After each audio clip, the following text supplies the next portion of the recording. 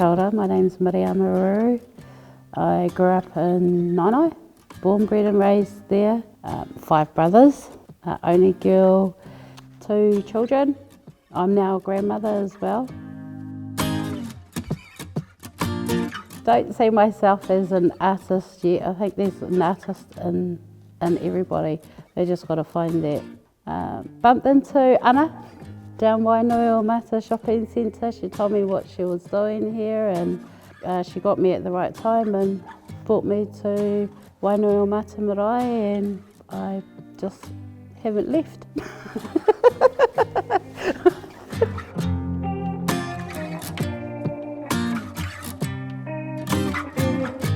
At the moment I am doing workshops at the Nainai Community Library, helping others, teaching them to weave, manawa, hine as well, filling that space and just hearing the laughter and along with the weaving and seeing their faces when they go home at the end of the night with the creation that they've made. I've just found out recently that Creative Communities has funded me for an exhibition that's leading up to Matariki next year. Miles from ear to ear, could be jumping up right now.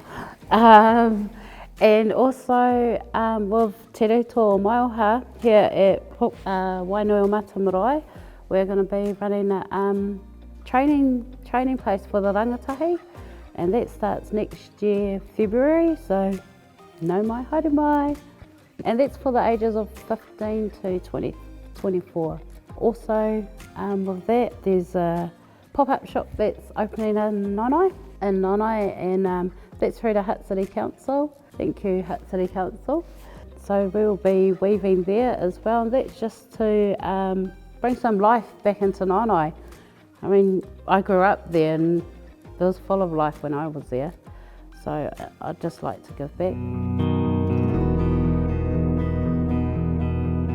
When I'm making something or creating something, I think of who I'm making it for, and even the colour or the person themselves. I'll see a colour around a person, I'm like, yep, that's you, that's the colour, it's going in there. So all of that's processing through the brain. It's the whole weave, the whole thing actually, from cutting, karakia, prepping, weaving, dyeing, and then seeing the end result and seeing who it's for, and just seeing their feeling, you know, their tears. Usually I'm in tears too. I've never saw myself as a weaver. I've had weavers around me my whole life, as well as carvers, singers, songwriters.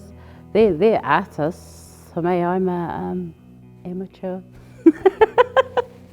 I'm a beginner. And I'd probably still see myself as a beginner in 20, 30 years. So yeah, that's a challenge for me. I think if I made to order, it would take my passion away, and that's what I'm scared of.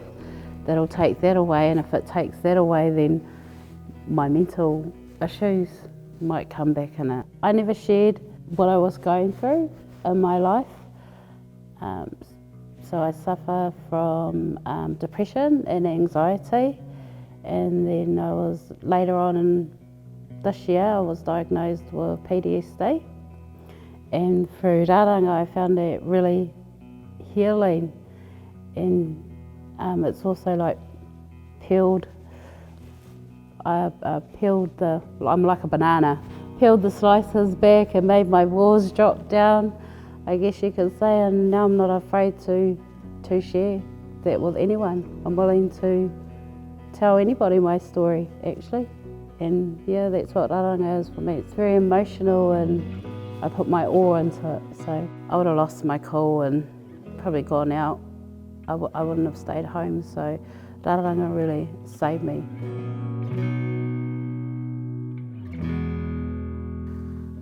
Community means sharing and culture.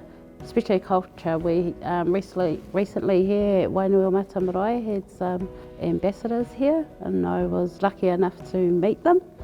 Share weaving in their culture as well, and they even brought some here.